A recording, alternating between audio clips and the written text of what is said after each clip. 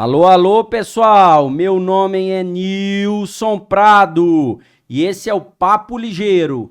Hoje eu tenho a honra de entrevistar ele, que é juiz do trabalho do TRT de Goiás, professor e coordenador dos cursos de graduação e pós-graduação do curso de Direito pelo IPOG.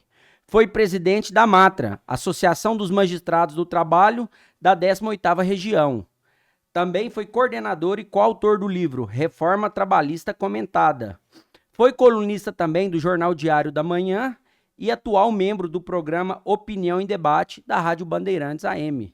Doutor Rodrigo, boa tarde e obrigado por estar conosco aqui no Papo Ligeiro. Boa tarde, meu amigo Nilson. Só queria fazer uma rapidíssima retificação. Embora eu tivesse muita honra, e se fosse o caso de ainda estar lá, mas por motivos de agenda, eu já não faço parte do programa.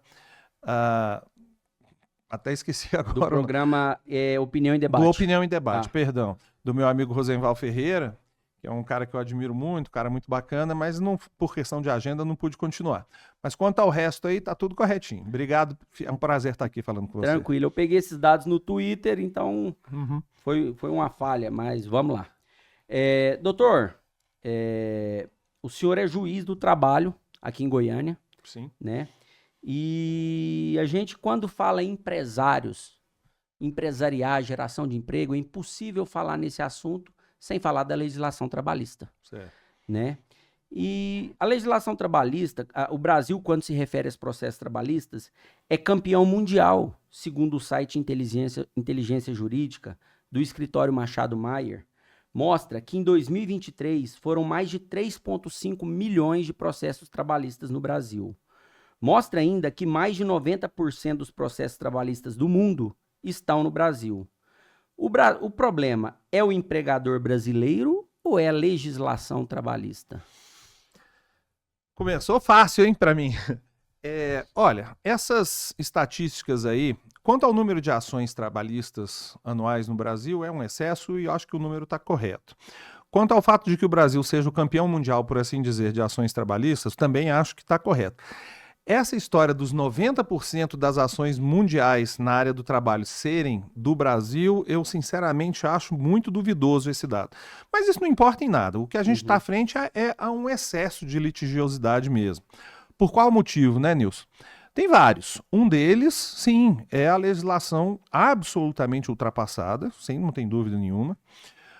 Existe uma cultura brasileira de litigiosidade, não é apenas na Justiça do Trabalho, diga-se de passagem, se você coletar dados em outros ramos da Justiça, a Justiça Comum, a Justiça Eleitoral, a quantidade de ações também é absurda. Nós temos uma herança, desde os tempos da colonização aqui, em que o cidadão não se conforma, não se satisfaz em resolver os seus casos de uma forma direta, né, com outro contratante, com outro contendor, sempre buscando o auxílio do Estado para tentar resolver isso. Isso é um erro, obviamente, mas culturalmente está muito entranhado no brasileiro. Especificamente na área do trabalho, nós temos uma legislação, com toda franqueza, já ultrapassada a essa altura, que não reflete o mercado de trabalho. Isso causa distorções que leva ao ajuizamento de ação trabalhista.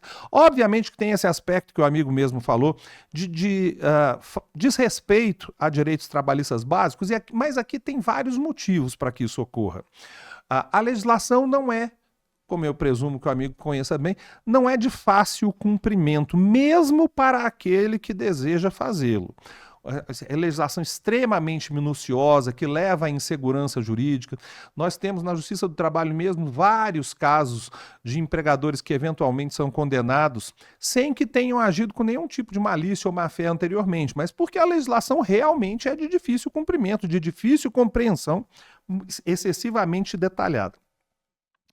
E há, obviamente, aqueles que infelizmente buscam a justiça com a intenção de ganho indevido, e há também, não se pode deixar de mencionar, aqueles que realmente descumprem a legislação, e isso também ocasiona o aumento de ações trabalhistas. Então tem uma série de razões, né?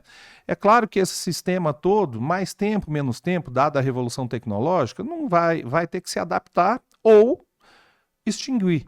Eu acho que vai se adaptar, mas de fato nós estamos vivendo um momento de descompasso entre a legislação do trabalho e o mundo do trabalho, o que é lamentável, né? Inclusive, nós estamos gravando hoje, que é dia 1º de maio, e hoje é aniversário, né? Da CLT, tá fazendo 81 anos, né? 81. Tinha até que ter trazido um bolo de aniversário para ela, né? Pois é.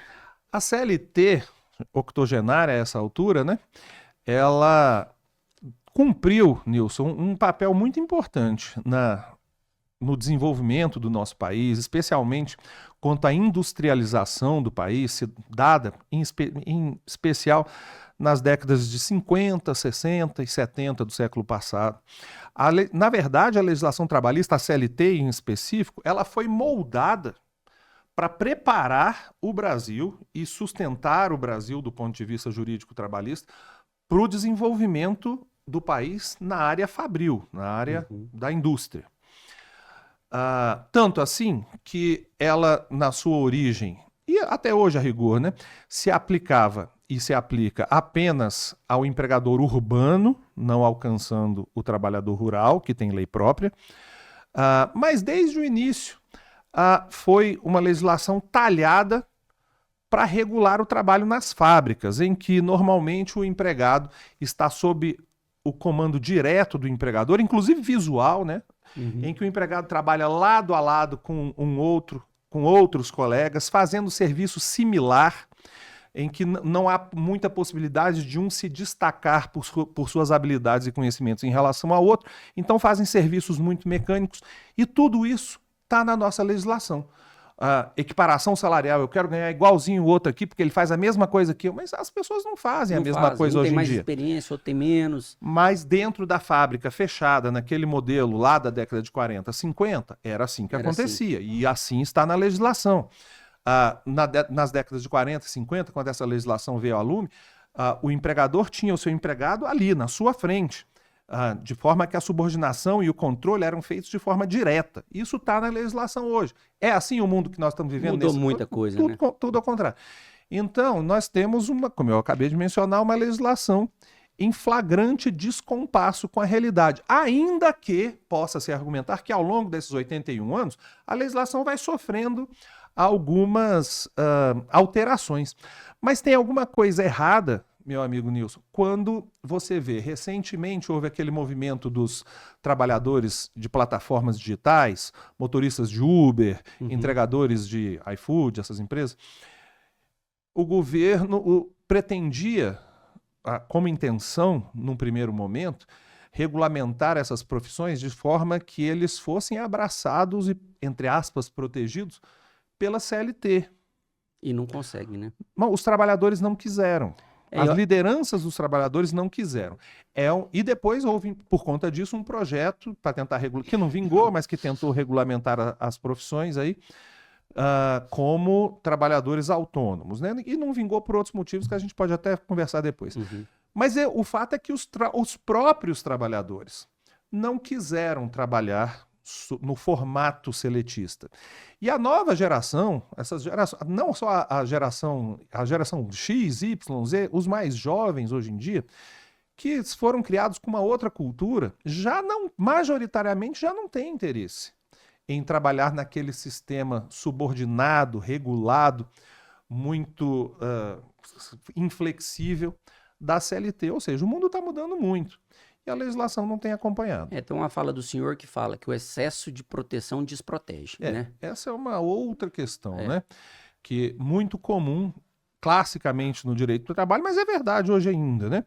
Todas as vezes em que se busca proteger de forma artificial uma relação de emprego, uma relação de trabalho, aquele que é altamente beneficiado em tese acaba por ser prejudicado. Por quê?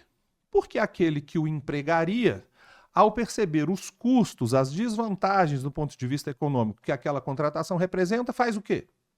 Não contrata. Não contrata. E aí, de fato, acaba o suposto tutelado acaba desprotegido. Isso é relativamente comum, né? Doutor Rodrigo, o senhor é professor, Sim. né? E eu vi na página do Instagram do senhor uma bonita homenagem àquela professora, Eleide Abreu Silva Batista. Ela deu sua vida para salvar 25 crianças, né, crianças mesmo de pouquíssima idade, de um incêndio criminoso na creche onde trabalhava em Minas Gerais. Isso.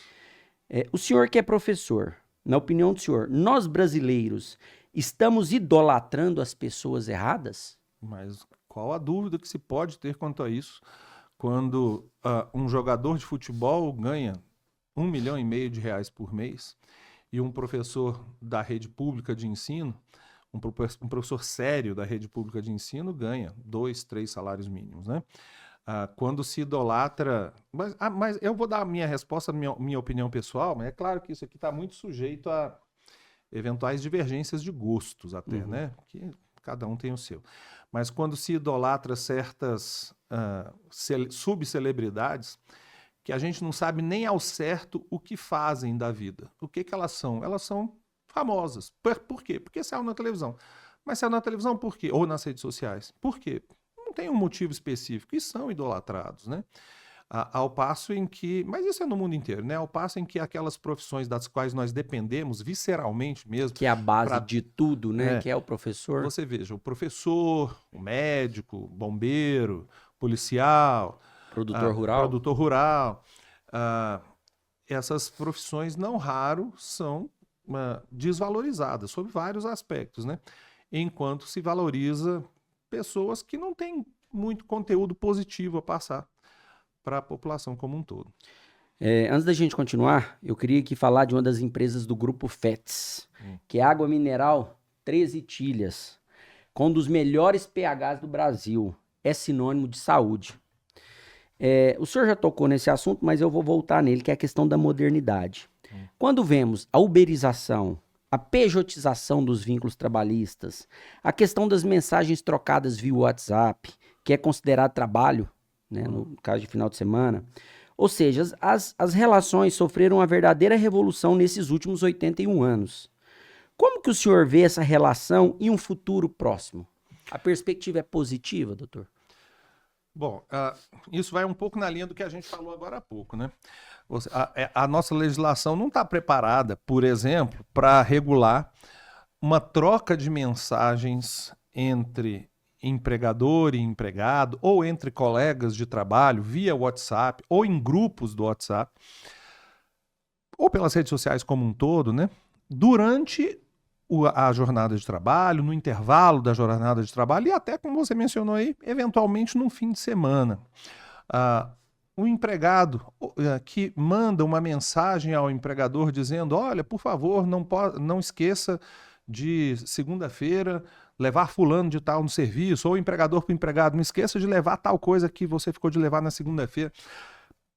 Cogitar que essa troca de mensagens possa se caracterizar como tempo de serviço à disposição ou tempo à disposição do empregador é algo para além de controverso, que não encontra regulação própria na nossa legislação, que, como eu disse, nunca, há 81 anos atrás, que o legislador, nem se ele tivesse o poder extraordinário de prestidigitação, soubesse conhecer esse futuro, ele poderia não existia regular. Nem telefone naquela época, existia?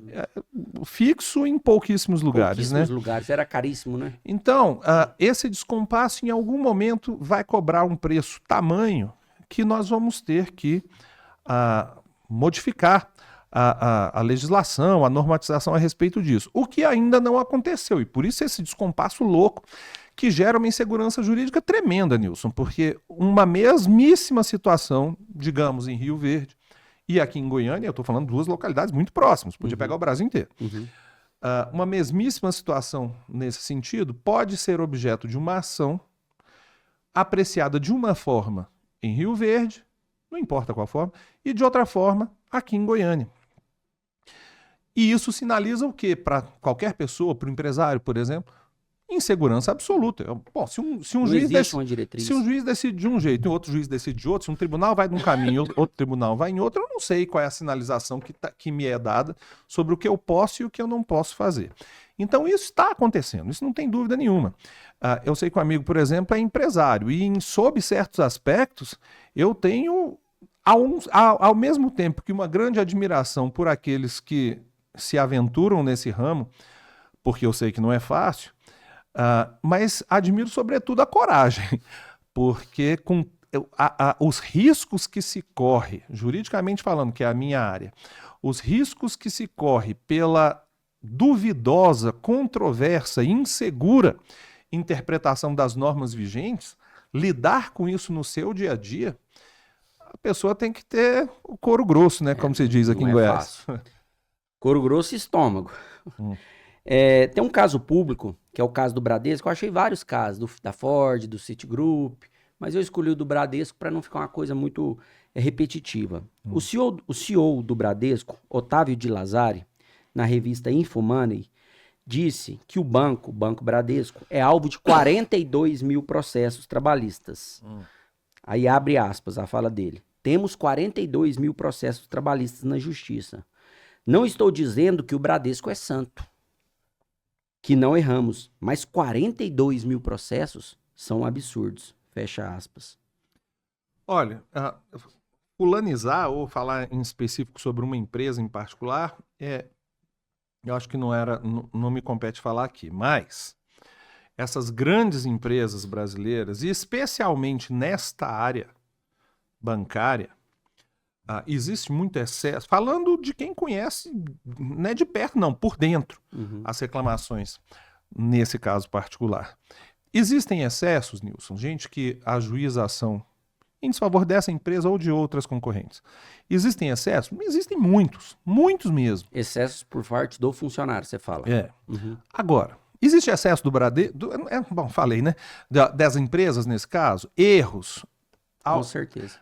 Erros é porque eu estou sendo bem benevolente, tá? Possíveis tentativas de, à margem da lei, se valer da mão de obra de certos empregados para ter lucros mais elevados. Isso existe. Nessa área é claríssimo que isso existe. Então, ainda que o CEO, possa ter razão quanto ao número de ações trabalhistas, neste caso particular, eu acho que nesse caso a crítica é correta, tem certa dose de razão, mas também é preciso olhar um pouquinho para o próprio umbigo aí. Porque um bom percentual deste número de ações decorre de uma má administração, de uma má gestão, sendo bastante benevolente, ou de malícia no trato da ação trabalhista quanto a essas empresas. Só reforçando que esse dado é público, saiu na revista Infomoney em outubro de 2023. Né? Vou dar um exemplo do que eu quero dizer. A jornada de trabalho do bancário é de 6 horas. Isso, diga-se de passagem, Nilson, está em completo descompasso, dissonância, contraditório com a realidade. A jornada do bancário, ainda que os bancários que me ouvem possam achar ruim ouvir isso, mas isso é um fato. Na década de 40, quando foi regulamentada a profissão de bancário, a profissão de bancário era mesmo um serviço muito árduo. Porque o sujeito fazia tudo, a conta era na mão, carimbo mesmo. Não tinha computador, né? Sem computadores e tal. Hoje, não é desse jeito. Eu acho difícil de sustentar que um bancário tenha uma jornada de 6 horas, porque seria uma atividade muito puxada, né? Uma pressão muito grande. E um gari trabalhe 8. Eu acho que o gari é mais puxado que um bancário. Com certeza. Mas vamos lá. Feita essa ressalva, que não me parece razoável, a lei não me parece adequada, mas a lei é essa. E os bancos conhecem a lei, são 6 horas. A regra, Nilson, é que os trabalhadores na atividade bancária têm que trabalhar 6 horas. Por exceção, porque exercem um cargo de chefia, trabalharão 8. Perfeito? Nas audiências trabalhistas, eu tenho percebido que nas agências bancárias, não vou dizer no Brasil, mas eu tenho certeza que isso se repete em outros estados. Aqui no nosso estado de Goiás, Nas agências bancárias, de 10 empregados, 8, 7, 8, trabalham 8 horas por dia. E 2, 3, trabalham 6 horas por dia. Tem uma coisa errada.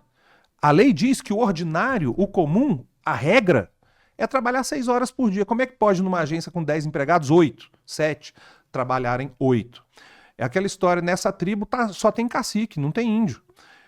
Por que isso é feito? Porque a lei está sendo descumprida. O Citigroup, que também é um banco, ele saiu do Brasil porque, segundo ele, 98% das ações trabalhistas de todo o Citigroup no mundo era aqui no Brasil e 2% só era o faturamento aqui no Brasil. 98% do faturamento era no restante do mundo. Então, para ele não compensava. Então, assim, por quê? Que aqui tem tanto processo e lá fora, que é o mesmo ramo de atividade, não tem. É porque as leis lá são diferentes ou cumpre-se as leis lá? As duas coisas. Quanto ao Citigroup, eu duvido muitíssimo que tenha saído aqui do Brasil por conta de problema de ordem trabalhista. Porque até porque há outros que geram valores e custos muito superiores, especialmente tributários. Mas é verdade, eu não conheço o caso em particular, mas é óbvio que existe uma diferença brutal na forma como se trabalha na área bancária no Brasil e nos países mais desenvolvidos. Você fala que aqui é mais exigente, é mais... Aqui a legislação é muito mais minudente, muito mais detalhista, muito mais convidativa para, portanto, o ajuizamento de ações trabalhistas. Essa ideia de que se trabalha... a ideia não, a lei determina que a jornada máxima seja de 6 horas. Que isso deve ser cumprido, afinal de contas é a lei. Mas é uma lei, é uma regra protetiva, mas completamente artificial, na linha do que eu acabo de dizer. Nada disso acontece como regra em países do exterior. De tal forma que eu até compreendo que o Grupo Citi, né? Você falou? Citigroup? Que o Citigroup, acho que até se eu fizesse parte de um board em qualquer do Citigroup, eu também reclamaria da legislação trabalhista. Mas esse está longe de ser o maior problema nessa área, mas muito longe de ser o maior problema nessa área. Doutor, eu sempre busco trabalhar com dados de fontes seguras, né? Sim. E tem um dado do INSPER, né, que fala que em São Paulo o empregado ganha 88% das ações trabalhistas no estado de São Paulo. Daí a minha pergunta, é humanamente possível cumprir a lei trabalhista? É difícil cumprir, mas vamos lá. Não é bem assim. O que é essa estatística? Porque estatística, dependendo de como você manejar o dado, ela fala qualquer coisa que você quiser. 88% das ações são procedentes ou são ganhas, depende da ótica do que você quer dizer. Isso significa... A única... Se o dado está correto, eu não estou duvidando que esteja correto. A única coisa que dá para extrair daí, que é 100% verdadeiro, é que 12% das ações são rejeitadas. Tudo é rejeitado. Agora, resta as outras 88%. Se eu entro com uma ação e eu faço 20 pedidos, que é a coisa mais comum na Justiça do Trabalho, não se pede normalmente só uma coisa ou duas, tem o que a gente chama de acumulação de pedidos, né? Eu peço hora extra, eu peço aviso prévio, eu peço indenização de intervalo, eu peço FGTS, etc, etc. Então, fiz 10 pedidos. 8 desses pedidos foram rejeitados. 2 foram acolhidos. Houve condenação em relação a 2 desses pedidos. O empregado ganhou ou perdeu? Não, ele aceitou o pedido, não necessariamente ele ganhou. Não, vamos lá. Ele fez 10 pedidos. Certo. O juiz rejeitou 8 e deferiu 2. Ele ganhou 2. Ganhou 2 e teve 8 deferidos. Ele ganhou ou perdeu a ação? Ele ganhou 2. E perdeu 8. E perdeu 8. Então, essa ação... Ganhou 2 pedidos dos 10 que ele fez. Então, ele ganhou 2 dos 10 e perdeu 8. Essa ação, ele ganhou ou perdeu? No contexto geral, ele ganhou, porque ele ganhou 2. Mas o grosso mesmo, ele perdeu. Pois é, porque esse caso que eu estou falando e qualquer outro está dentro desses 88. Porque passa-se uma impressão de que em 88% dos casos o cara entrou e ganhou. E não é assim. Eu entro com uma ação de R$200 mil e ganho 5 mil, porque um pedido meu foi deferido. Não é considerado como ganho? É considerado como ganho. Então é preciso ter um certo cuidado quanto a esse dado estatístico. Porque parece que 88% das vezes que você entrar com a ação, você sai ganhando. Isso não é bem verdade. Mas se você pediu 200 mil e ganhou 5 mil, você ganhou. Você não ganhou os 200 mil, mas você não ganhou 5 mil, já ganhou. Não é uma vitória? Ué, perdeu 195, é uma vitória? Ué, mas talvez você não tá pedindo alguma coisa que você nem direito tem. Mas qual que é a sua presunção? Que o sujeito que ganhou os 5 mil É porque ele tinha direito ou não tinha aqueles 5 mil que deram a ele? Não, o juiz determinou que deu, então tudo bem, ele tem Então, o então direito. presume-se que aqueles 5 mil, daquele único pedido, é devido. Os outros 195 mil, presume-se que são indevidos. Eu tenho uma pergunta mais para frente que vai encontrar esse questionamento. Na verdade, existe uma proteção que é dada pelo direito do trabalho, não pela justiça do trabalho. Isso é uma confusão que pode ser feita e é feita, mas é preciso ter um certo cuidado. Existe uma proteção que o direito do trabalho confere ao empregado na relação de trabalho que tem com o empregador. Por qual motivo? Porque nesta relação, como regra, eu não estou falando de um caso em específico, nessa relação, como regra, o empregado é o que a gente chama de hipossuficiente, a parte mais fraca da relação. Isso é verdade? Claro que isso é verdade. Vamos imaginar, Nilson, hipoteticamente, porque eu não quero fulanizar a coisa. Vamos imaginar que um empregado trabalhasse 10 horas todos os dias. Só pode trabalhar 8. Certo. Então ele teria feito 2 horas extras. Mas imaginemos ainda que ele não receba essas 2 horas extras. Certo. Ele vai ter que ir a juízo para cobrar as 2 horas extras. Como é que ele faz para provar? Ah, não, mas ele anota. A jornada dele, em tese, é anotada lá no cartão. É verdade. Com quem que fica esse cartão? Com o empregador, concorda? O empregado leva para Muitas das vezes não tem nem cartão, né, doutor? não, tô falando quando tem. Leva para o empregado não leva isso para casa. Quem que controla o horário que o sujeito entra? Mas hoje você tem aquelas pontos que você tem o digital, que sai o ticket pro empregado, ele pode pegar aquilo ali e guardar também? Também é possível. Mesmo assim, já vou entrar nessa história do ticket. Então, como eu estava falando que esses documentos ficam com o empregador, porque o poder de documentação, os documentos da relação de emprego, normalmente ficam em poder do empregador.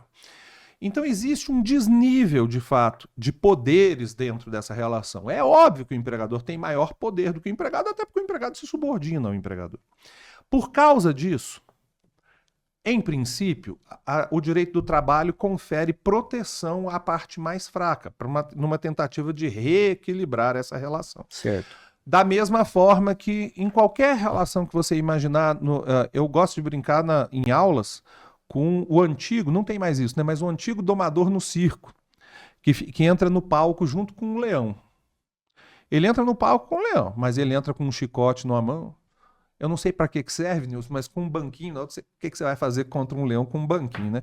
Mas o Tacar na cabeça do leão, capaz. O cara entra com um chicote, com um banquinho. A ideia, eu não sei exatamente, mas o banquinho serve para alguma coisa. O chicote eu percebo para quê, obviamente.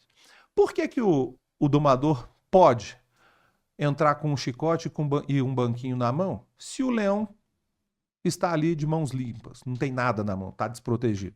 Ora, porque se deixar o domador sem nada, igual o leão está sem nada, o leão engole o domador. Uma parte é muito mais forte que a outra. Então, para tentar minimamente dar um certo equilíbrio ali, o domador tem alguns instrumentos em mãos. É a mesma coisa aqui, existe uma disparidade de poderes entre um empregado e empregador e por isso o direito do trabalho reequilibra.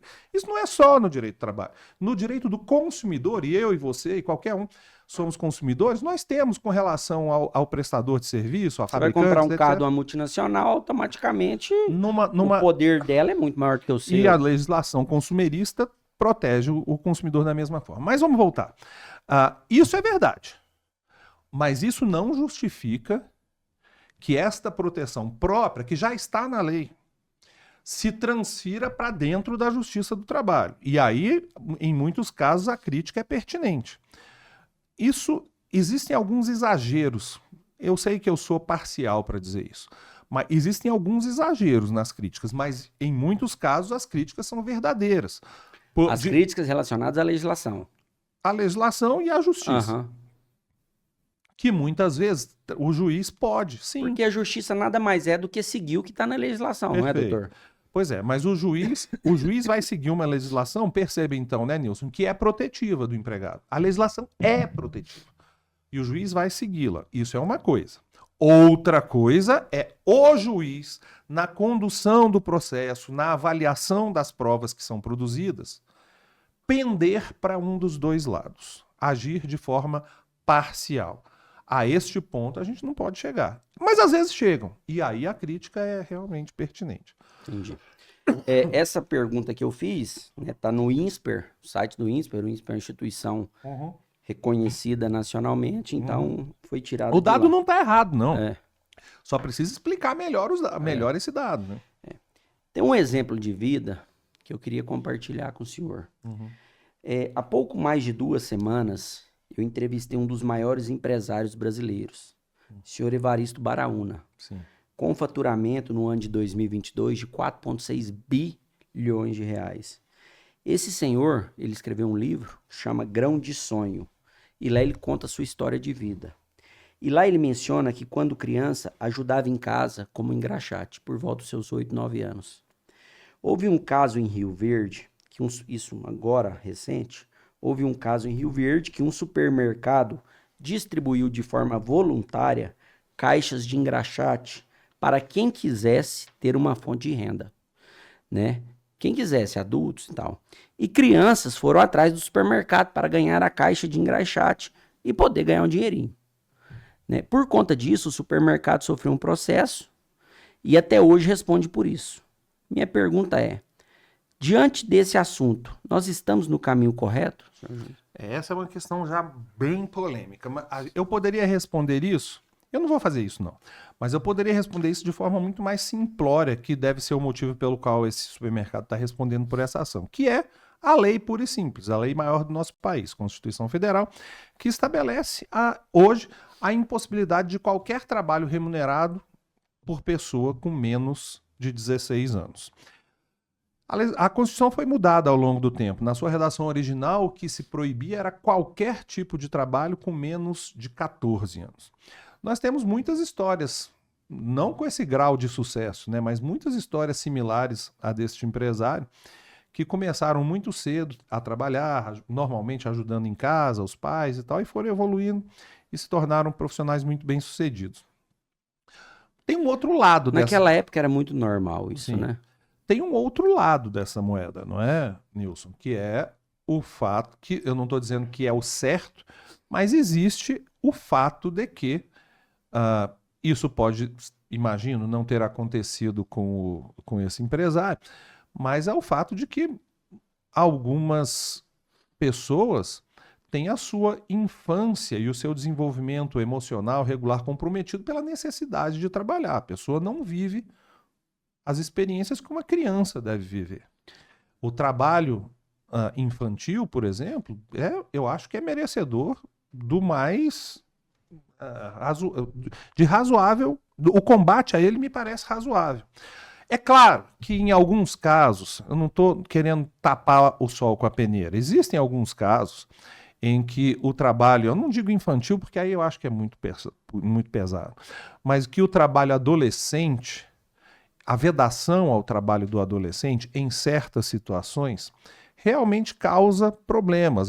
Eu dou aula no Brasil inteiro pelo IPOG. Isso que eu vou dizer acontece no Brasil inteiro, claro, mas no Norte e no Nordeste eu tive esse feedback de forma mais clara, em que houve vários relatos de que em certas localidades, se adolescentes de 13, 14, 15 anos, que não podem trabalhar na letra fria da lei, não puderem trabalhar, passarão fome, eles e a família deles. Então você fica numa situação de extremada dificuldade de confronto entre o que diz a lei e a realidade. Agora vamos lá, o legislador é um insensível, um maluco, que não está percebendo que isso tudo está ocorrendo? Evidentemente que não. Não é isso que se passa. Quando se estabeleceu, embora eu discorde desta medida, mas quando se estabeleceu que a idade mínima para trabalhar seja de 16 anos, a ideia que não se consegue fazer é de que, para quem tenha menos do que isso, o Estado proverá. Só que o Estado não provém. Isso é uma ilusão. Não provém sempre, pelo menos. E mesmo se prover, né, doutor? Até os 16 anos já é um período... Bom, a minha opinião como leigo, não sou advogado nem nada, mas saiu um vídeo no Instagram de um pai que é advogado, que o filho queria um iPhone. Uhum. E o pai falou, você quer um iPhone? Quero. Morava num condomínio de luxo, comprou um carrinho de picolé, encheu o carrinho de picolé, falou, tá aqui, ó, seu iPhone tá aqui, trabalha e consegue. O menino estudava, não sei se você chegou a ver isso, e o menino, né, vendendo picolé lá no meio do condomínio, ganhando dinheiro e tal, então saiu isso. Teve também um menino roçando grama da Casa Branca, que o dono, ele mandou uma carta pra Casa Branca, um menino de 8, 9 anos, na época do Trump. Eu posso até compartilhar esse vídeo com o senhor. Que o menino foi contratado pela Casa Branca para roçar. Lógico que foi uma atitude de marketing do Trump e tal. Mas assim, você acha que hoje uma potência, grandes países como os Estados Unidos, que eu não digo que estão melhor que o Brasil, mas o empreendedorismo nasce, não é do berço, não é a capacidade. Opa, eu quero aquilo ali. Ô pai, eu quero. Ou não, você quer, meu filho? Então eu vou te dar a condição de você trabalhar, você vai estudar, você vai fazer sua natação, você vai fazer seu inglês, mas você vai tirar 1, 2 horas por dia, por semana, para você ganhar seu dinheiro. Você acha que isso está errado? Não, mas essa é uma das faces da realidade, não é toda ela. Nós temos também, da mesma forma, um vídeo que não vou dizer que viralizou, mas ficou muito conhecido, de um ex-presidente do Tribunal Superior do Trabalho, ministro de Estado, portanto, recentemente falecido, João Oreste Dallazen, em que ele conta a experiência de vida dele, como engraxate, inclusive, e lavador de carros, quando criança, inclusive, começou a fazer tudo isso com 8, 9 anos, e estudando paralelamente, foi um sujeito, na sua área de atuação, muito bem sucedido, mas no discurso dele, ele começa a falar e ele perde o controle emocional ao lembrar do que se passou com ele. E ele falando, dizendo que, olha, eu perdi a minha infância inteira por causa disso. Eu trabalhei o tempo inteiro, eu não tive... como é que ele falou? Eu nunca li uma revista de quadrinho. Nunca. Nenhuma vez na minha vida eu tive chance de parar e brincar para ler uma revista em quadrinho.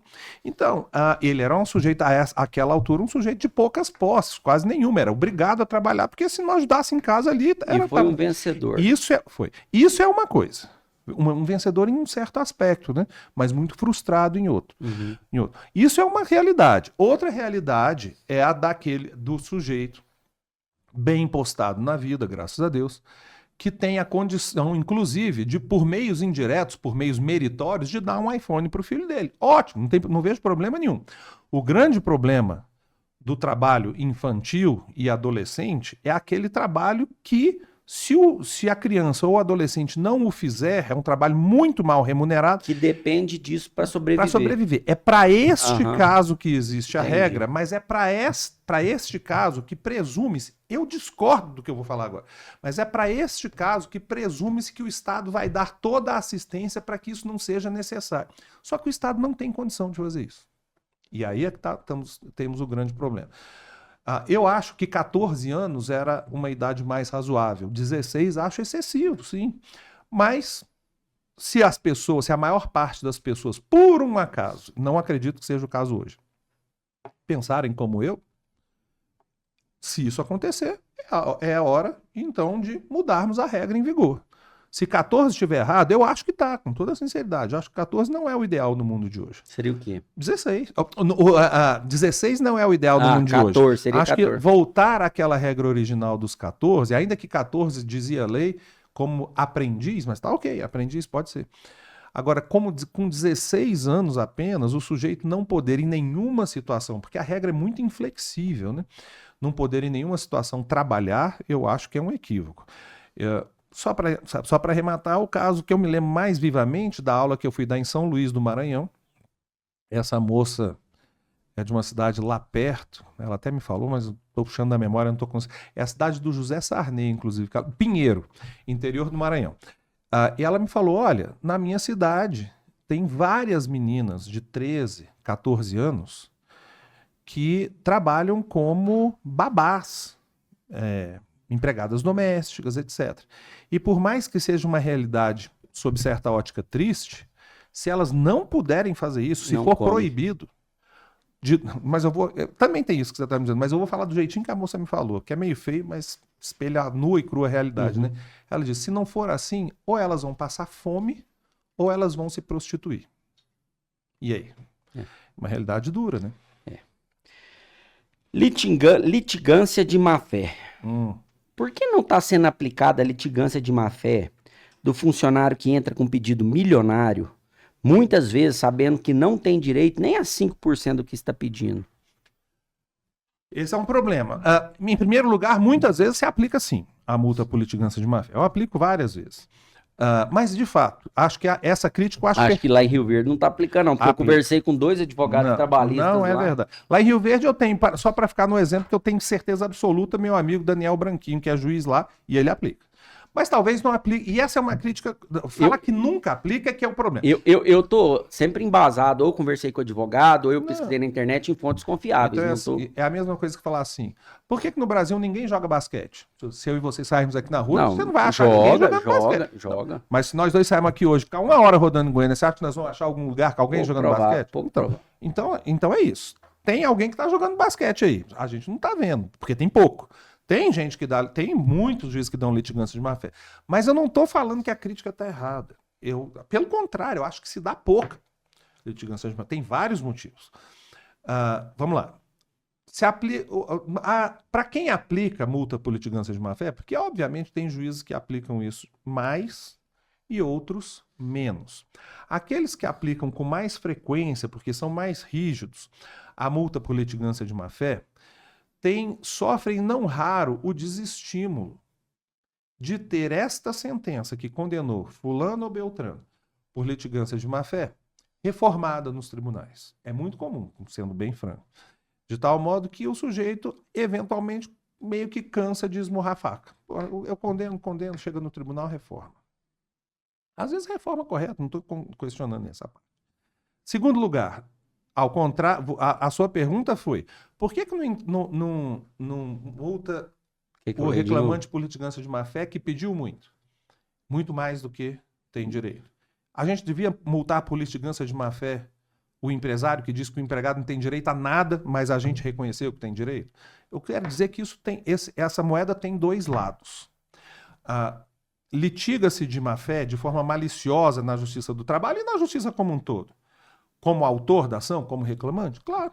Mas litiga-se de má-fé como reclamado? Também, claro. O problema é que se eu falo que o empresário litiga de má-fé, o empresário bem intencionado, o empresário correto, o empresário honesto, se sente atingido. E ele tem que se sentir atingido mesmo. Mas quem faz isso não é esse cara. É o empresário desonesto. Eu vou dar um exemplo que eu falo em sala de aula. Existem Nilson, imagine você, escolhe aí o ramo de atividade. Produção de leite? Pode ser. Eu ia falar 2 granjas, mas pode ser 2 produtoras de leite. 2 produções de leite. Você imagine que uma dessas, a todo o custo do mundo, eu sei o tanto que é difícil, tenta ao máximo cumprir a legislação trabalhista, tributária, seguir dentro da lei. Você sabe o tanto que isso é custoso, o quanto isso é difícil. E você entrega o leite o mês inteiro sem saber quando vai receber. Então você sabe o tanto que é difícil mesmo. Uhum. Mas apesar disso, esse sujeito aqui faz o máximo que está ao alcance dele para cumprir a legislação. O empregador. O concorrente dele não cumpre nada. Os empregados não assinam, ele não assina a carteira de trabalho de nenhum empregado. Esse aqui assina de todos, paga 13º, paga férias, paga hora extra, tem todo tem tudo. EPI, tem todo aquele trabalho. Esse aqui não faz nada disso. Nem anotar a carteira faz. E por óbvio não recolhe FGTS, não recolhe INSS, provavelmente não se importa muito com a questão de segurança no trabalho. Não dá folga, não dá férias.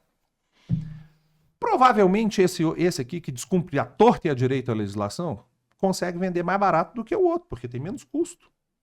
Se eu não tenho custo nenhum, o meu custo é muito menor, eu posso vender um pouco mais barato do que esse aqui. É uma concorrência desleal. Esse aqui sofre. Na verdade, esse é o grande problema. Os 2 sofrem ações trabalhistas. Esse aqui evidentemente, vai sofrer mais condenações que esse, porque esse aqui descumpre a lei. Esse sujeito aqui é empresário e deve ser condenado por litigância de má-fé, sim. Em benefício de quem? De quem entrou com a ação contra ele? Não, em benefício desse aqui, ó. Porque senão a concorrência é desleal. Se você for proteger em juízo o mau empregador, o bom empregador indiretamente está levando chumbo, porque são concorrentes. Esse é um aspecto. O segundo aspecto existe, sim, eu aceito a crítica e acho que ela, em muitos aspectos, está correta. Deveria haver maior rigor quanto a se exigir honestidade com quem busca o judiciário. Se você busca o poder judiciário para apresentar uma pretensão completamente indevida, você deve ser, sim, penalizado por isso. Existem alguns motivos, no entanto, né, Nilson, para... Eu vou comprar uma briga do tamanho do mundo agora, mas não é só o reclamante, não. É ele também, mas em muitos casos, também o advogado. De uma e de outra parte. O advogado... Eu tenho um funcionário que ele falou, Nilson, eu fui lá para entrar com processo, tal. O advogado me enfiou tanta coisa que eu saí de lá achando que eu ia tomar sua fazenda. Mas doutor, é o que acontece. Eu não duvido. Veja, em primeiro lugar, como em todos os lugares, na sua profissão, na minha e na do advogado. Qualquer uma, sinceramente, eu acho que em todas. A maioria é correta. Mas aí veio a lei do Temer lá da reforma trabalhista que tinha questão sucumbencial. Não, aí sim, vamos entrar. Mas já foi... Essa é uma conversa boa. A maior parte dos advogados age corretamente. Não tem, eu sei que as pessoas que sofrem ação ou sofrem uma abordagem graça que você sofreu aí, podem não concordar. Mas a maioria dos produtores rurais é correto. Tem produtor rural malandro? Claro que tem. A maior parte dos juízes é correto. Mas tem juiz malandro? Claro que tem. A maior parte dos advogados, eu conheço esse pessoal, é correto. Trabalha corretamente, mas aquela história de uma maçã podre contaminar o cesto inteiro também é verdade, porque chama muito a atenção quando se faz algo completamente fora do esquadro. Na Justiça do Trabalho, você entrou no ponto que é o que eu acho central dessa história. A Lei da Reforma Trabalhista de 2017, entrou em vigor no dia 11 de novembro de 2017. Ela é uma lei muito controversa. Né? Mas é lei. Precisa ser cumprida. Se não tiver bom, que se mude a lei. Precisa ser cumprida. E a lei estabelecia, Nilson, que aquele que entra com uma ação trabalhista ou que sofre uma ação trabalhista e perde a ação, eu estou resumindo a coisa, você está resumindo. Simplificando. E perde a ação, deve pagar os honorários advocatícios do advogado da parte contrária. Exemplificando, eu entrei com uma ação contra você. Te pedi uma indenização de 100 mil reais. Feita a instrução, chega-se à conclusão, não, o Nilson não deve nada para o Rodrigo. Então, eu tenho que pagar os honorários, o pagamento ao seu advogado dos honorários. Que isso é uma coisa comum dentro da justiça. E vice-versa, se eu ganhar a ação, seu advogado, você tem que pagar os honorários do meu advogado. Eu falo só por mim, por óbvio, né? Continuo achando que essa era e é uma regra absolutamente correta e saudável, porque ela estimula a boa-fé. Por quê? Porque se você sabe previamente que se você apresentar um pedido indevido, o juiz vai rejeitar e vai mandar você pagar honorários para a parte contrária, você já não pede aquilo. Qual foi a consequência que isso teve em 2018, 2019, 2020? Diminuição de... Isso é o que aparece de plano. E os valores, né? Os valores diminuíram, menos pedidos. As ações que tinham 8, 9, 10 pedidos passaram a ter 3, 4. E fora a redução do número de ações em si mesmas.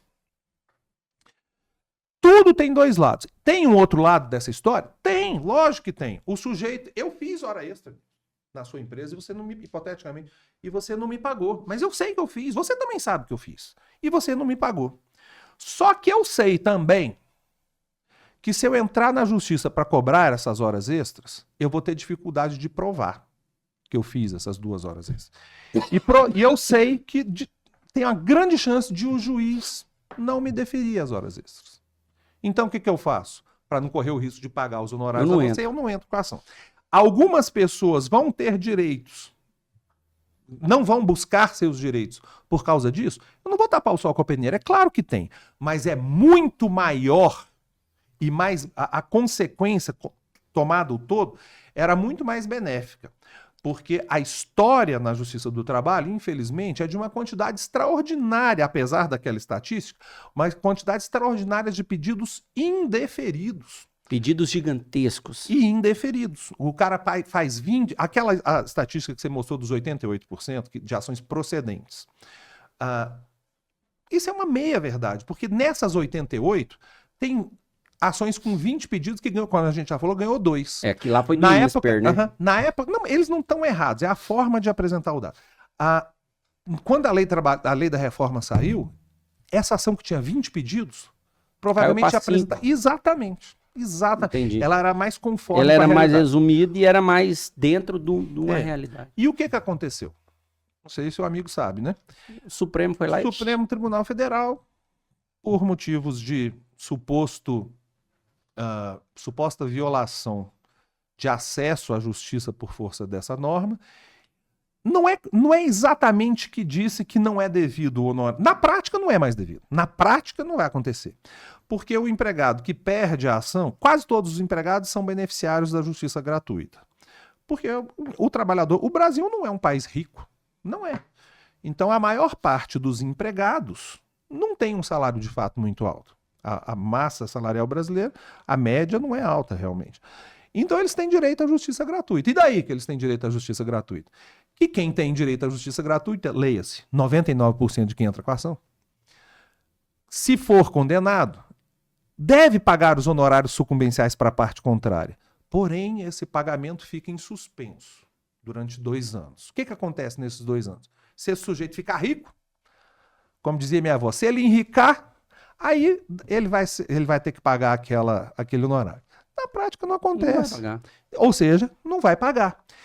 E essa é uma mensagem horrível, Nilson, que se passa para quem vai à Justiça do Trabalho. Qual é a mensagem que se passa? Sendo bem franco, na minha opinião, obviamente.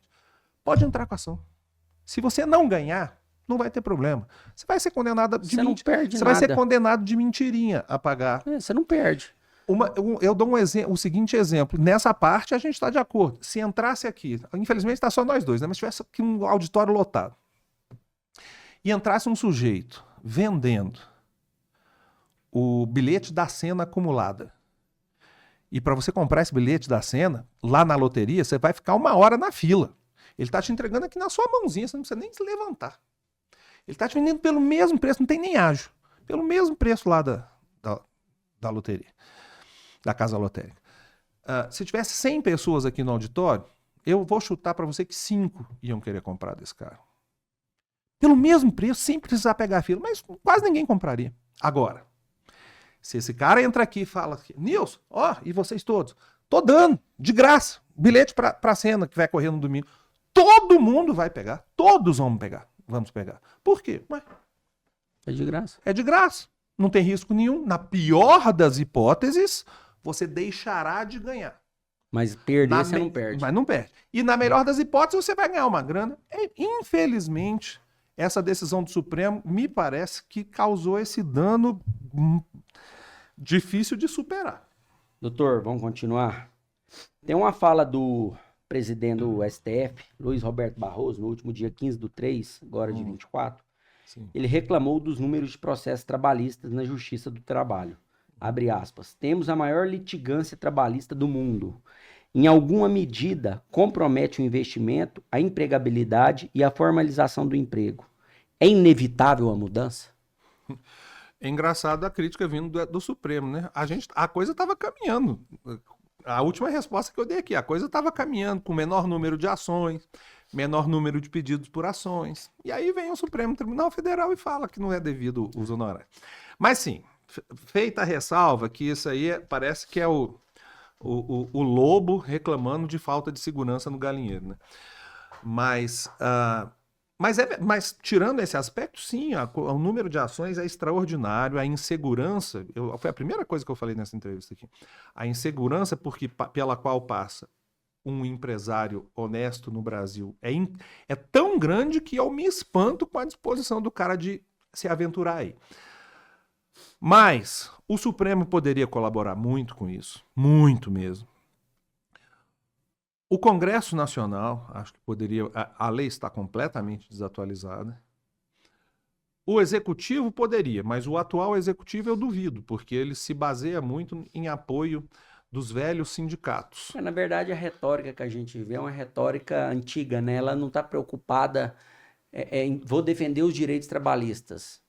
Na verdade, ele tinha que estar pensando em defender a geração de emprego, a geração de renda. É isso. O Norte mudou muito. O que se deve, me parece, hoje em dia defender é o trabalho decente. Não necessariamente o trabalho seletista.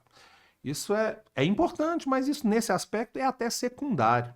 O que a Justiça do Trabalho, o direito do trabalho, os operadores trabalhistas, legisladores, juízes, me parece, deveriam concentrar seus esforços, não é em tentar enquadrar o círculo, né? Todo mundo tem que trabalhar no sistema seletista, porque isso está superado.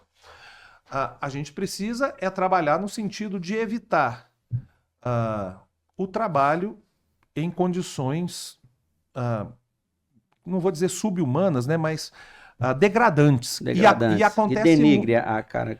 E isso ainda acontece muito no Brasil. Agora, por que tem que ser um trabalho necessariamente seletivo? Essa obsessão que existe, porque ela existe, de que o sujeito tem que ser protegido por aquela legislação seletista, ele tem que ter o FGTS, ele tem que ter...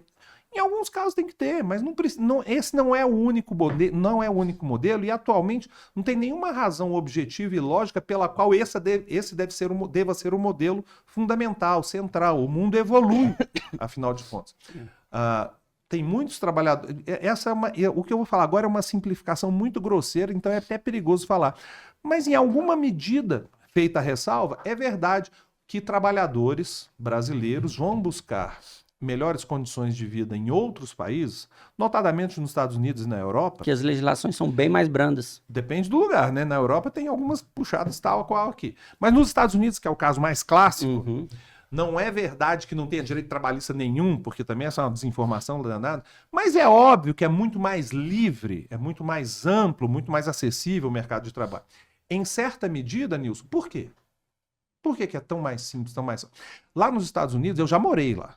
Lá nos Estados Unidos, se você é empregador, você pode mandar o seu empregado embora, dispensá-lo, a hora que quiser, rigorosamente, sem maior formalidade. Os processos lá são mais coletivos, né? Sim, mas vê, esse aspecto que eu acho interessante. Trabalhistas que eu falo são mais coletivos, assim. Sim, e sim. quando condenado, as condenações são altíssimas. Sim. Né? Mas veja, se eu posso... Vamos pensar bem, você é um empresário. Se você soubesse, não é a nossa realidade, mas se você soubesse que na hora que você quisesse, com menos custo, você poderia dispensar um empregado, contando esse lado da moeda, parece que é ruim, né? Sob a ótica da proteção do trabalho. Pô, mas pode mandar o cara a qualquer hora. A gente não é assim. A gente tem que pagar FGTS, indenização disso. Eu tenho uma visão diferente. Então, peraí. Mas se você puder mandar o sujeito embora com mais facilidade, qual é a consequência óbvia disso? Eu posso pagar mais ele. E você vai contratar com mais facilidade. Eu posso pagar ele mais. Por quê? Porque ele vai me gerar menos demanda trabalhista. Eu posso dar mais condição dele ganhar mais, porque é mais fácil de eu desligar ele. É o que acontece, por exemplo, você vai nesses grandes países, nesses países desenvolvidos, o cara ganha aí $3 mil, $4 mil, $5 mil. Lógico que a realidade lá, o custo lá é totalmente diferente daqui. Mas a capacidade de ganho, o Jorge Gerdau, num programa chamado Anatomia do Poder, com o Ives Gandra, não sei se você já acompanhou, ele falou que o Brasil é um desastre. A cada R$100 que você paga para funcionário aqui, 50, menos de 50 vai para o funcionário, dependendo do setor. Você vai, por exemplo, no Chile, quase R$80 vai. Então, assim, o que o empregador paga, ele é tão tributado que chega pouco para o funcionário. Sim. Então, aquele funcionário é pouco estimulado, doutor. Ele é pouco estimulado porque ele ganha pouco. Mas não é porque o patrão está pagando pouco. O patrão paga muito. Mas chega nele pouca coisa. Então, aquilo gera uma insatisfação. Sim, esse é um lado da moeda. E o outro, tem um outro aspecto, que é o que eu estou dizendo. Se nos Estados Unidos, para ficar no caso mais evidente, o sujeito que perde, ele pode perder o emprego daqui para ali, de forma muito fácil. Parece que ele está desprotegido. Porém, ele encontra outro emprego muito facilmente. E é esse o ponto. Quando você deixa a porta de saída livre, a porta de entrada naturalmente vai abrir também. É o exato oposto do nosso. Na verdade, e é nisso que eu acredito, eu sei que muitos colegas juízes do trabalho não acreditam nisso. Então, por isso que eu brinquei aqui, eu falo só por mim. Na minha visão, quanto maior o grau de liberdade houver Tem limites que o limite deve ser o trabalho degradante. Ninguém vai falar em tirar 13º, férias, licença maternidade, não é isso. Liberdade contradiz tudo isso. Liberdade é liberdade. Liberdade do cara poder entrar e sair com mais flexibilidade, não é isso que nós estamos defendendo? É isso que eu estou dizendo. Quanto maior a liberdade e flexibilidade, e eu não estou falando de trabalho degradante, eu não estou falando de trabalho subhumano, observado aquele mínimo existencial, né? Observado, essa é uma boa expressão, observado esse mínimo existencial, quanto mais liberdade, mais flexibilidade, mais opções, eu acho que melhor será para empregado e para empregador, para os dois. Mas o sistema brasileiro, a cultura brasileira, entranhada em empregados, empregadores e principalmente no Estado brasileiro, não permite que isso seja feito. Doutor, vamos passar que ainda tem uma maratona grande pela frente. Eu sei que você está ocupado. Não, tô de jeito nenhum. Uma coisa não muito justa. Eu ponho um título antes da pergunta, só para dar uma... eu vejo muitas vezes, e eu já passei por isso, o empresário reclamando que na grande maioria das vezes o perito trabalhista chega na empresa do reclamado já tendencioso a dar uma perícia desfavorável ao patrão. Porque o perito trabalhista ganha mais dano ganho de causa em uma perícia para o funcionário do que para o patrão. Isso é justo? Não é justo e a crítica é correta, a crítica é pertinente. O que acontece? Infelizmente, nós temos uma situação na Justiça do Trabalho, principalmente, eu não sei até que ponto isso acontece nos outros ramos do judiciário em que eu não atuo. Mas na Justiça do Trabalho é muito comum a gente precisar de perito, não é, Nilson? Porque tem muitas insalubridade, periculosidade, questões de ordem médica, perda de capacidade de trabalho, acidentes de trabalho que geram isso, né? Doenças do trabalho, etc. Eu não entendo disso. Eu não sei dizer, com o meu conhecimento, eu estudei a lei. O meu conhecimento jurídico não me torna expert, muito pelo contrário, sobre locais em que existem condições insalubres ou perigosas de trabalho. Eu não tenho conhecimento técnico para dizer que fulano de tal que sofreu uma doença do trabalho, uma LER-DORT, que percentual de redução da condição de trabalho ele sofreu, etc. Então eu preciso designar um perito, meu auxiliar. E quando eu designo um perito que faz uma perícia, como por definição eu não entendo daquela questão, como é que eu vou julgar o caso? Você vai acreditar no parecer dele. Vou, normalmente. Eu não sou obrigado a seguir o parecer dele, mas é o que normalmente eu vou fazer, porque ele que sabe, ele que entende daquilo. Ele é o perito. Bem, então o perito sabe, todo mundo sabe, eu sei, você também sabe, que o laudo que o perito fizer vai ser decisivo para a apreciação do juiz acerca daquele pedido. Então é preciso que o perito, obviamente, atue de forma imparcial. Só que o perito é um profissional. Ganha dinheiro, sustenta a sua família, igual a mim e a você. E ele ganha a sua remuneração naqueles processos em que ele atua. Correto? Ele, eu, você, qualquer pessoa quer ganhar o máximo que for possível. Não tem nenhum desdouro nisso.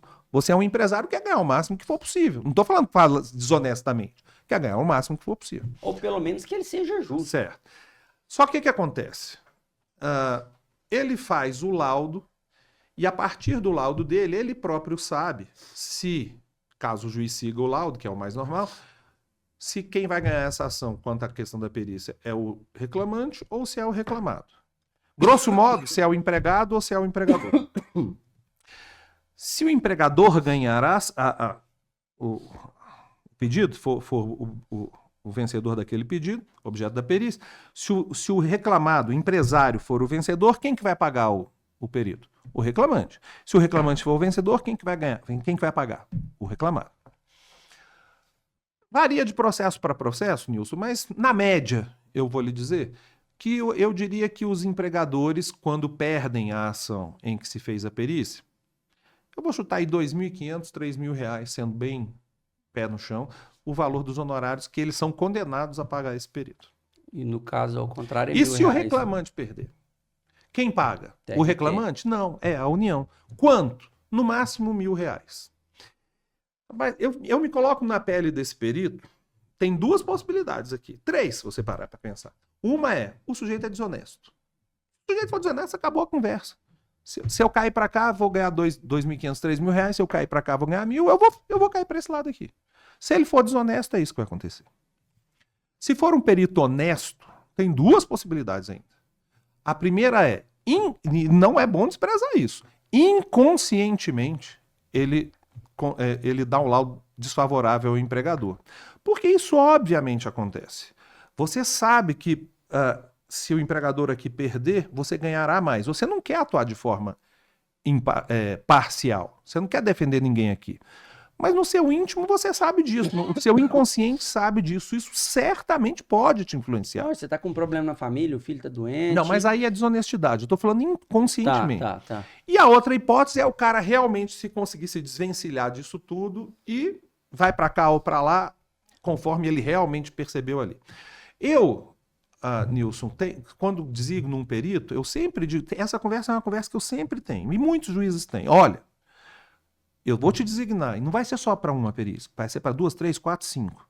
Até eu achar que você está pendendo para um lado ou para o outro por conta do seu interesse pessoal. Se isso for perceptível, você não atua mais aqui. Por que não deixa o empregador equalizar os valores? Como assim? Do lado, por exemplo, ele deu do lado do funcionário, o empregador vai e paga.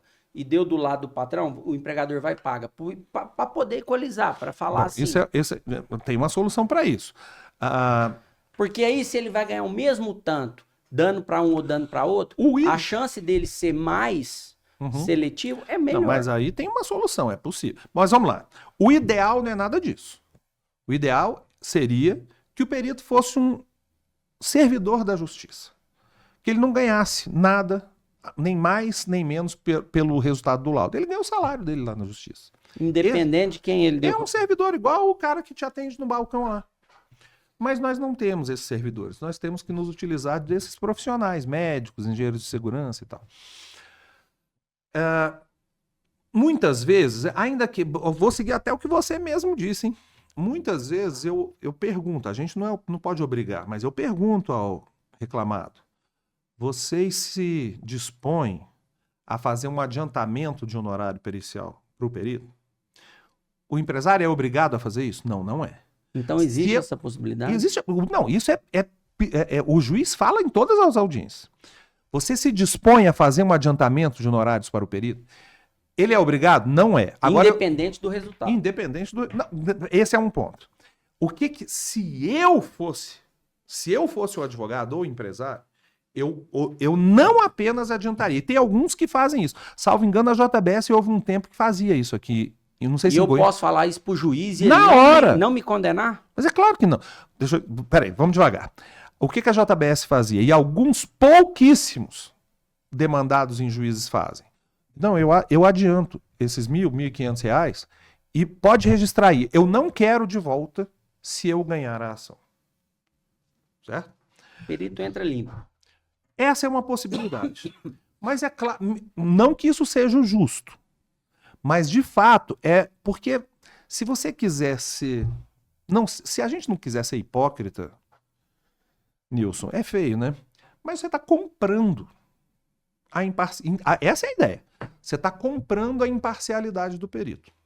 Não, você comprar a imparcialidade é uma coisa. Você comprar a parcialidade, aí já não, diferente. Comprar a parcialidade também não dá.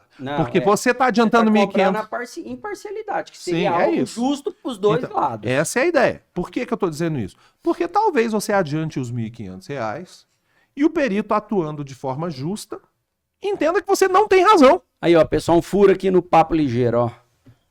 O empresário, alguém que queira tornar a coisa igual do perito que vá fazer uma averiguação de insalubridade, periculosidade, ele pode chegar no juiz e tentar equiparar a demanda. Todo advogado sabe disso. Todo advogado sabe disso. Mas eu acho que tem advogado que tem medo de fazer isso. Não, tem.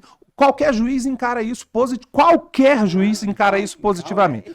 Mas alguns advogados e alguns empregadores, eu não estou criticando porque eu entendo esse lado. Alguns advogados e alguns empregadores compreendem que não vale a pena. Não, mas eu vou adiantar lá R$ 1.500 reais e mesmo assim o sujeito pode decidir contra mim. Porque e pode mesmo. Não, pode mesmo, mas ele chega lá imparcial. Ele vai olhar esse copo é preto. Ah, não, ele é marrom escuro. Opa, peraí. Qual que eu acho que é a ideia no mundo ideal, só que as coisas não são tão simples quanto eu vou falar agora. Se eu advogado fosse, eu não sou, então quem é advogado talvez faça isso melhor do que eu, mas se eu fosse, meu raciocínio seria: se eu perder essa ação aqui, os honorários vai ser 2.000, 3.000, vamos ser de 3.000 reais, vou ter que pagar 3.000. Então, o que eu faria? Olha, eu adianto, se fosse esse o caso, eu faço o adiantamento de 2.000 reais. Eu faço o adiantamento de 2.000 reais. Eu não quero esses 2.000 reais de volta. Se eu na cabeça do perito inteligente, o que acontece? Bom, se esse cara aqui ganhar, eu vou receber só do Estado. Milim. E ainda vai demorar. Eu tenho os dois que estão comigo, eu vou receber 1.000 do Estado.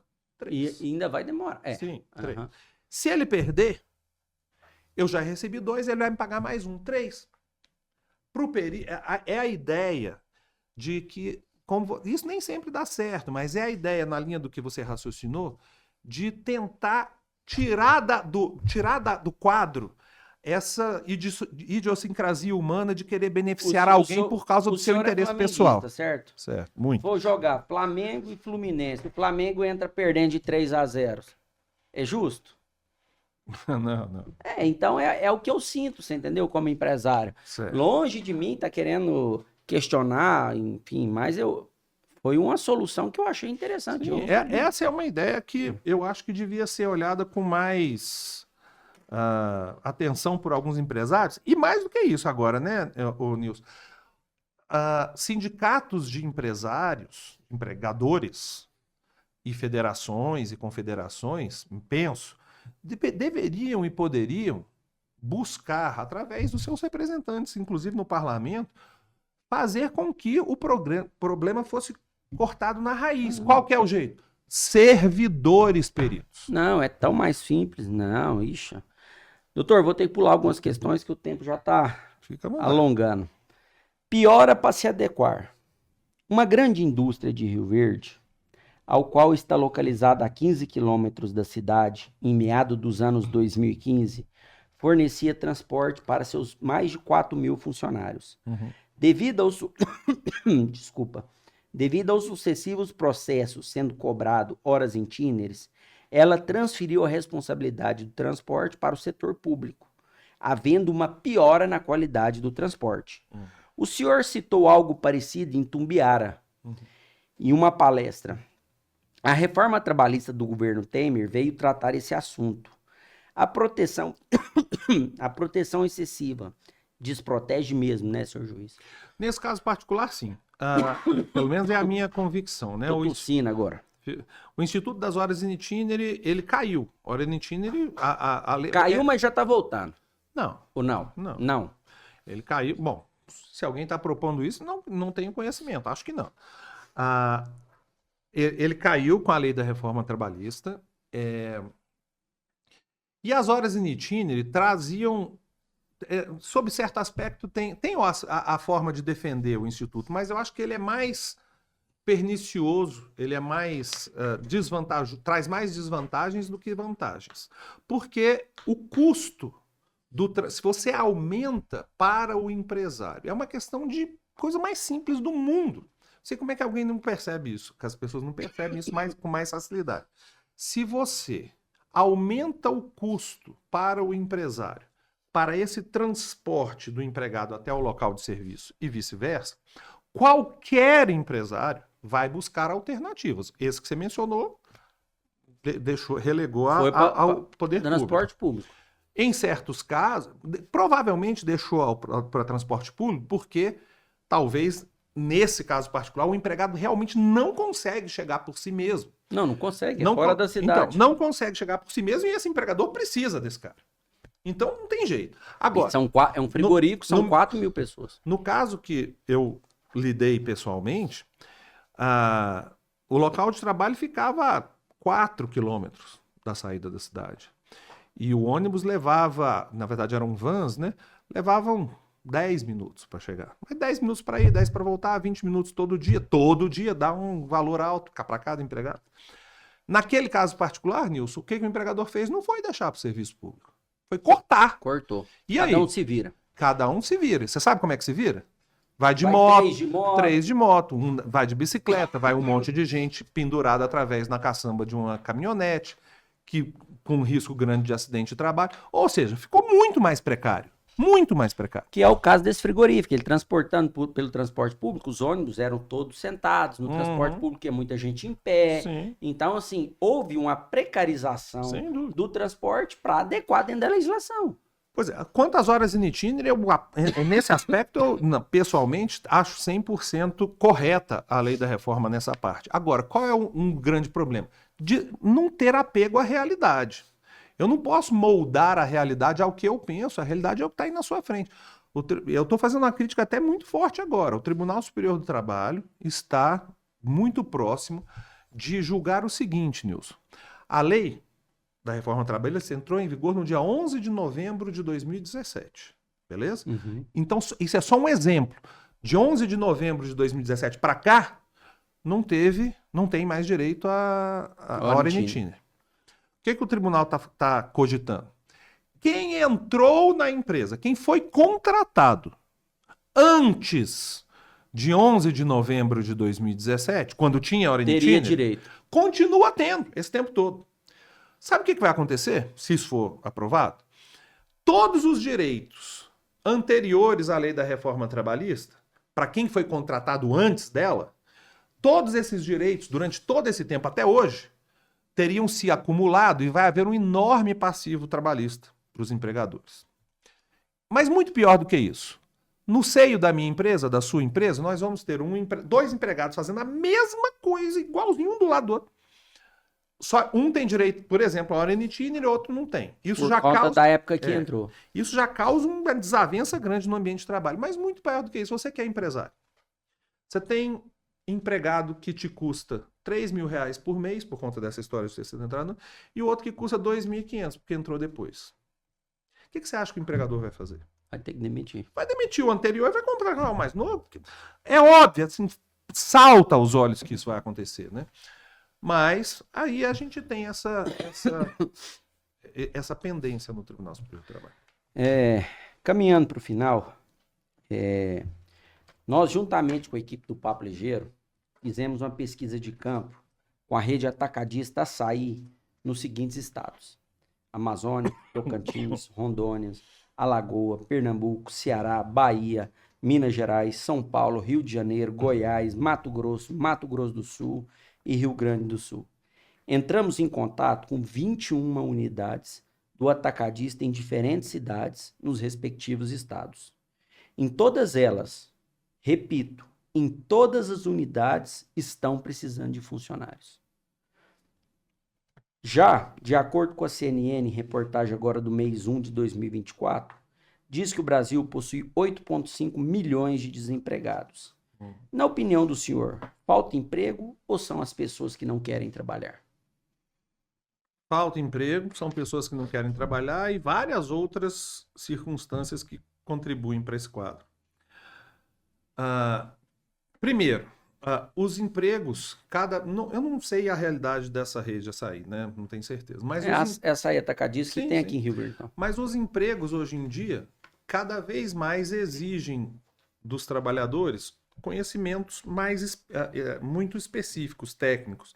Eu não estou falando necessariamente de formação de instrução, grau de instrução formal, não necessariamente. Mas cada vez mais o sujeito tem que ter mínimo conhecimento tecnológico. Você falou no início, não sei se foi já gravado ou antes da gente começar, que certas profissões, designer gráfico, por exemplo, não é tão difícil de conseguir colocação no mercado de trabalho, mas é só você parar para designer gráfico, o sujeito lida minimamente com tecnologia, o cara tem alguma habilidade. E o grau de instrução médio do trabalhador brasileiro é sofrível. Sofrível. A educação no Brasil é um troço tenebroso. Mas o assistencialismo atrapalha um pouco. Não, tem vários aspectos. Esse é um. Em segundo lugar, o assistencialismo em si mesmo não é errado. Essas bolsas várias que os governos de todas as esferas pagam. Só que, na minha visão, eles são uma porta de entrada e não tem porta de saída, como regra. O sujeito começa a receber, não tem nenhuma contrapartida para receber aquilo, E o sujeito fica dependente eternamente de uma bolsa isso ou bolsa aquilo. E no limite, em certos casos, passa a ser até cômodo e conveniente receber aquele benefício. E inclusive na Justiça do Trabalho a gente vê muito isso. Em várias, pelo menos alegações tem muito. O sujeito ele não queria que a carteira de trabalho dele fosse assinada, porque ele dizia que se assinasse ele perderia o bolsa, sei lá o quê. Isso não é uma desculpa, diga-se de passagem. Se acontecer isso com qualquer empresário que esteja nos ouvindo, não contrate. Não tem nenhuma desculpa. Se você não anotou a carteira, a culpa é do empregador. Essa defesa não adianta. Mas então existe a questão do assistencialismo, a questão da educação insuficiente, qualitativa e quantitativamente no Brasil. Existe uma certa uma certa indolência de quem está, em alguns casos, obviamente, de quem recebe esses benefícios assistenciais. Então, assim, são vários aspectos que vão se juntando e fica essa situação meio estranha, né, para quem está olhando de fora, mas tem desemprego, muita gente desempregada, mas ao mesmo tempo querem contratar e não acha quem queira trabalhar ali naquele lugar. Então, a gente tem... São vários problemas. Tudo isso que a gente falou aqui, então, né, Nilson? Vários problemas que nós mencionamos aqui, você percebe que praticamente todos eles estão ligados direta ou indiretamente como a forma pela qual de modo oficial, é regulada a relação de trabalho no Brasil. E eles estão ligados um ao outro, né? Sim. Não tem nada de... Não está na cara que está completamente falida essa forma de regulamentação do trabalho? Está completamente falida a forma de regulamentação do trabalho. Eu falei no início dessa conversa nossa. Vai chegar um momento de desgaste tamanho. É igual se você estiver enchendo um balão, você vai enchendo, vai enchendo. Vai chegar uma hora que não dá mais. Então... E assim, é tão rica... Quer mais um água? Não, tá cheio. É tão rica a questão da legislação que nós poderíamos falar que eu sou leigo, falar 3, 4 horas, porque o que eu achei de material e de... Sim. Né? Eu queria comentar agora, caminhando mesmo para o final, em uma publicação, o senhor diz: por anos a fio, fundar, manter e controlar um sindicato no Brasil foi um dos melhores negócios do mundo. Sim. Espero não comprometer o senhor. Não, vamos lá. Não importava nada se o trabalho fosse sério ou não, se a representação fosse efetiva ou não. Com a reforma isso mudou, mas já voltou a ser como era antes? Bom, com a reforma mudou, de fato, porque até do ponto de vista financeiro... Toda hora eles mandam, vem pro microfone, Porque eu tô longe? Não, eu tô longe, tá. Que eu vou me afastando. É que os sindicatos perderam muita fonte de financiamento com a lei da reforma trabalhista, porque havia um ganho exorbitante. Fácil. Eu não sei se exorbitante, mas fácil. Porque todo empregado tinha que contribuir com o seu sindicato com um dia de salário anual, quer ele concordasse, quer discordasse disso, que era o imposto sindical. Estava disfarçado lá na lei como contribuição sindical, mas era um imposto, você era obrigado a pagar, todo empregado. E nessas condições, Nilson, quem tem um ganho garantido, um valor absolutamente garantido e fácil, você não precisa fazer esforço para ganhar, você se acomoda. Quer dizer, em muitas situações a pessoa se acomoda. A representatividade mesmo não existe. Pois é, isso... Exige uma forma muito assim... Sim. Maquiada. Tem casos e casos, né? Existem sindicatos sérios que defendem os seus... inclusive são conhecidos. Eu diria que o sindicato aqui em Goiás, eles podem cometer algum erro, você pode ter alguma crítica, mas o sindicato de professores, o tradicional lá de São Paulo, sindicato de metalúrgicos, são bancários, falei agora, né? Bancários, professores, metalúrgicos, tradicionalmente são sindicatos atuantes, que são atuantes que incomodam o outro lado da mesa. Agora, o Brasil tinha quase 20 mil sindicatos, Nilson. Você não entendeu errado, não. 20 mil. Hoje tem quantos? Eu não sei dizer, mas deve ter menos da metade, com certeza. Mas 20 mil sindicatos. Isso é um troço louco, não tem... Considerando que cada categoria só pode ter um. Então é uma loucura a quantidade. Por que tinha tanto Mas sindicato? porque é uma mina de ouro. Entrava dinheiro fácil. Bom, quando cortou a fonte de financiamento, fácil pelo menos, o que aconteceu? O empregado passou a contribuir para o sindicato se quisesse, certo? Ou se você quiser olhar pelo outro lado, o sindicato agora teria que convencer o integrante da categoria a fazer o pagamento. Pouquíssimo se... 99% não quis pagar. O que você acha que isso significa? Foram pra cima do governo. Governo de esquerda. O pessoal não quer... Não, tô falando dos empregados. Aham. Os empregados não se sentem Representados. representados. Tá certo? Então nós temos um claríssimo déficit de representatividade dos sindicatos em relação aos trabalhadores. Bom, mais recentemente buscou-se instituir novas fontes de financiamento sindical. Eu tenho certeza que há vários projetos para voltar, né, a contribuição obrigatória, o imposto sindical, mas a impressão que eu tenho é que isso não está no Congresso mais a essa altura. Então se instituiu, não, o Supremo Tribunal Federal, mudando o entendimento anterior. Politizar na justiça? Bem, enfim, eu não posso ir tão longe, senão fica complicado para mim. Mas mudando o entendimento anterior, disse basicamente que, olha, o sindicato pode cobrar a contribuição confederativa ou assistencial, que é o quê? Faz uma assembleia e decide se vai cobrar ou não. Eu vou fazer uma assembleia para saber se eu vou ganhar dinheiro ou não. Lógico que vai instituir, né? E só que, diz o Supremo, que uma vez instituída a contribuição, os trabalhadores, os integrantes da categoria, podem se recusar expressamente a pagar aquela carta de oposição. Carta de oposição. Nenhum deles aceita. Só que o que acontece?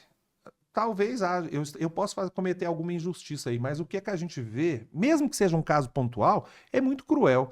O sindicato que dificulta extremamente a entrega dessa oposição não consegue. pelo eu empregado. Eu liguei. Ou seja, eles falam para mandar por AR, e-mail, não sei o quê, e gera uma dificuldade. E o grande problema é o raciocínio, um dos grandes problemas é o raciocínio da empresa, que é, bom, eu não tenho uma carta de oposição, tem a contribuição, o sindicato está me cobrando aqui, eu vou descontar do salário do empregado e vou passar. Isso é um risco brutal. Amanhã isso vai ser cobrado o preço. Esse empregador vai ter que acabar pagando, devolvendo para o empregado que descontou. O que deve fazer então, né? Você pergunta. Eu, Rodrigo, o que eu falo? Se empresário fosse, não posso ser. Mas eu perguntaria. Uma coisa é perguntar. Não. Uma coisa é perguntar, outra é induzir. Você não pode induzir o seu empregado a não se sindicalizar, a não pagar, mas perguntar. Uma consulta. Posso passar ao sindicato? Você concorda? Se o empregado disser que não, eu não passaria. Ah, mas aí o sindicato me cobra em juízo. Cobra em juízo. Porque você não está já pagando de todo jeito? Provavelmente, não há garantias. Se você deixou de fazer o repasse por conta de uma legítima oposição, recusa do seu empregado, que não consegue manifestar a oposição ao sindicato, como você mesmo disse, e o sindicato busca isso em juízo, você provavelmente vai ganhar essa ação. Ao passo que a outra escolha é um perigo danado. Ah, eu não quero problema não. Repassei para o sindicato. Quando esse empregado sair da sua empresa, pode contar com isso. Ele vai entrar com ação para querer de volta, não do sindicato, e sim de você, empregador que descontou do salário dele para passar para o sindicato. E vai ganhar. Então é melhor resolver internamente, né? Essa é a penúltima. Posição de um ex-ministro do Supremo. O ex-ministro do Supremo, Marco Aurélio de Mello, no programa Anatomia do Poder, com o jurista Ives Gandra, ele disse, o ex-ministro fala, abre aspas, o Supremo é a última trincheira da cidadania. Quando o Supremo avança e invade a seara que não está reservada constitucionalmente, o Supremo lança um bumerangue que pode lhe voltar à própria testa. Fecha aspas. O Supremo tem invadido outras searas? A seara política, por exemplo? Só o fato de a gente ter que manifestar um imenso cuidado em redes sociais, em entrevistas e até em conversas, em grupos, a respeito dessa questão, já é um sinal inequívoco que tem algo errado. Você está com medo de expressar a sua opinião, você tem algum temor. E como integrante da magistratura, como magistrado, na atual circunstância, eu tenho um pouco desse temor, confesso a você. Eu só vou poder, por conta disso, eu só vou lhe dizer, se eu acho que o Supremo tem invadido indevidamente seara alheia, sim, acho. Mas não vou além disso, não. Para concluir, então, senhor juiz Rodrigo Dias, nós brasileiros podemos confiar na imparcialidade da justiça brasileira? Bom, a penúltima, a resposta que eu dei agora há pouco seria negativo, né? Olha, eu vou lhe dizer o seguinte, eu, pela terceira vez nessa entrevista, só respondo por mim mesmo. Minha opinião, eu não represento absolutamente ninguém. Eu acho que existe uma diferença muito grande entre, pessoalmente penso, entre os julgamentos das justiças ordinária e extraordinária. O que é isso? Em primeiro e segundo graus de jurisdição, justiça ordinária, composta por juízes de carreira, concursados, eu acho que essa justiça comete equívocos, como é óbvio, né? Uma justiça formada por homens, mas nessa eu confio. A justiça extraordinária, composta por tribunais superiores, sediada com tribunais esses sediados em Brasília, integrada por membros que acessaram aos seus cargos necessariamente por injunções políticas. Indicados. Essa justiça, eu, Rodrigo, eu tenho minhas reservas, com toda franqueza. Eu acho que se faz justiça em muito maior grau, amplitude, muito maior quantidade na justiça ordinária do que na extraordinária. Acho que é um sistema que também precisa de reforma, mas são muitos interesses que teriam que ser contrariados para chegar lá. Doutor Rodrigo, senhor juiz trabalhista, foi um desafio grande entrevistar o senhor. Nós estudamos, busquei ajuda com advogados.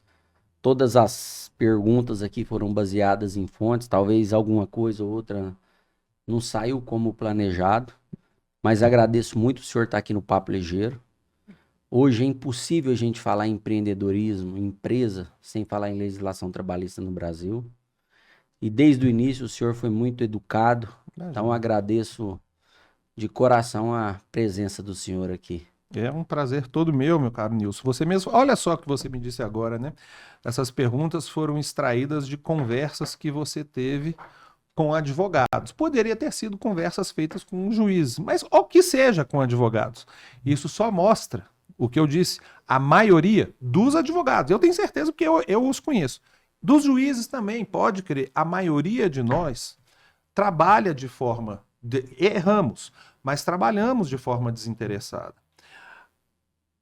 Eu respondi a sua penúltima pergunta, que talvez de todas seja a mais importante aqui, porque esse desinteresse nos órgãos de cúpula, eu já acho um pouco questionável, não porque fulano ou beltrano seja desonesto em si mesmo, mas porque o acesso, a forma de acesso a esses cargos, faz com que sejam formados vínculos muito perigosos para quem tem que julgar, né?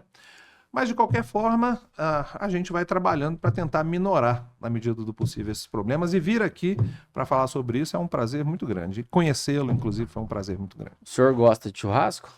Gosto, claro. Tem uma faca aqui do patrocinador nosso. Olha só. Grupo Prato. Quando o senhor for cortar uma picanha, uma costela, lembra da gente lá. Boa, mas que beleza. Muito obrigado, fico muito feliz, muito satisfeito.